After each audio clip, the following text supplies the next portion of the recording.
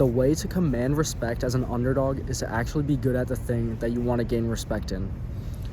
The video topic today comes up because I was out playing basketball the other day, just playing some pickup, and long story short, without going into all the background details, people generally underestimate me, and I'm often posed as an underdog in the basketball scene. Whenever I pull up to play pickup or whatever, people don't necessarily automatically expect me to be as good as I am, I suppose.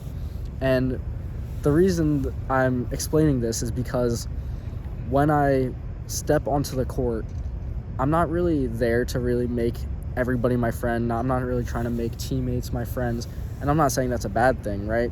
But that's not how you gain the respect from others as an underdog, right? You can go out if you're shit at basketball. You can go out on the court and try to make everybody your friend, and then people will like you, but they won't respect you in the sense that they know that you're capable of playing good basketball.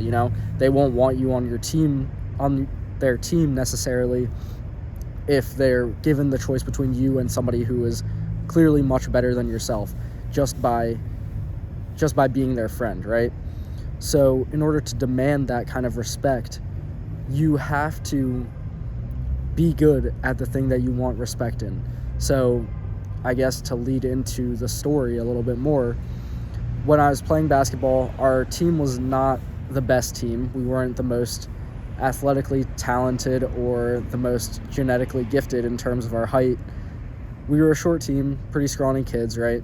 But we beat and we ended up matching up against a team that was much better than ourselves, and we ended up beating them, and we actually went on like a 3-game win streak of different teams back to back to back, and it felt very good. And it felt like in that moment, I was kind of put in the position just from my performance from the first game, how my teammates saw how I played and how I led by example, basically, and how I was able to actually play good basketball, I guess, in the simplistic form of it. They kind of looked to me for the leadership position. They would kind of give me the ball in crucial moments of the game when people needed some leadership or some direction in what to do.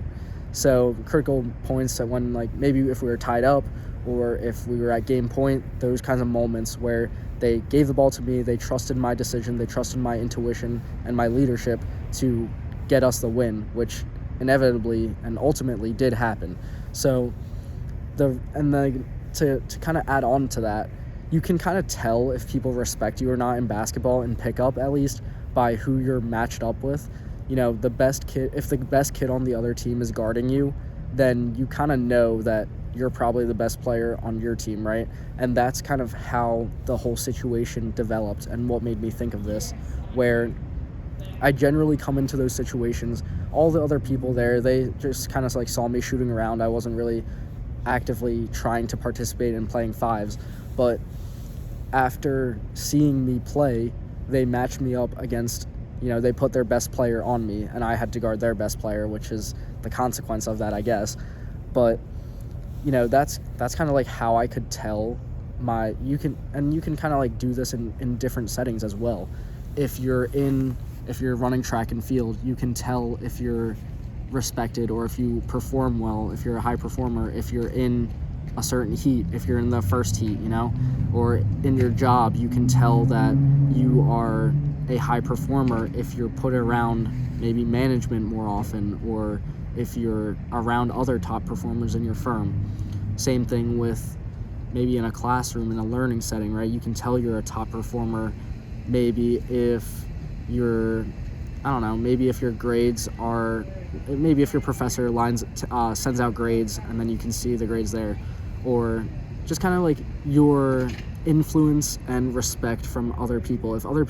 If you're participating a bunch in class and everybody always sees you raising your hand, and if you're getting the answers right, or even if you're getting the answers wrong but willing to put yourself out there and participate, people will look at you and say, all right, this guy is actually actively trying to do something and trying to stand out and trying to perform at a higher level than people who are just coasting by. So that's kind of what I mean by maybe there's just different metrics that you can use to gauge your respect around other people in different environments, but in terms of playing pickup basketball in the simplistic sense, if you're guarding their best player and their best player is guarding you, then you kind of can understand the social hierarchy where people will respect you, because they're not going to put their worst player to guard you, right? If you're the best player on your team, they're not just going to let you score points every single time that you get the ball. That's not what they want. So I guess that's kind of just the main overall message for today. Not really just trying to flex getting guarded by the best player, but I kind of wanted to use it as a learning lesson for everybody else, and I guess for myself to look back on. And I'll maybe go into another video later on about the cons and the negatives of being in this type of position, but it's always a great chance to develop your leadership skills and to just understand a position of respect and authority, because I think a lot of people don't really get that nowadays.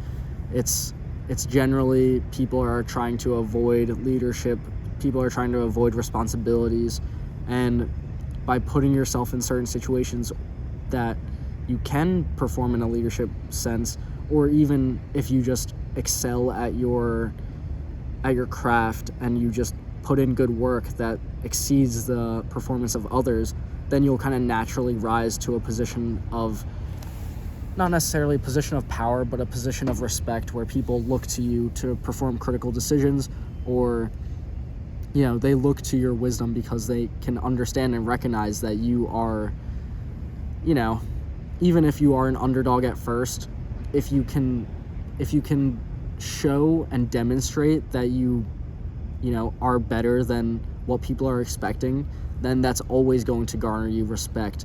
And even out of that, after the couple games that I played and after we went on a little bit of a winning streak, some of the kids afterwards came up to me, some of the kids that were like notably better than myself came up to me and they're like, "Oh yeah, what's your name?"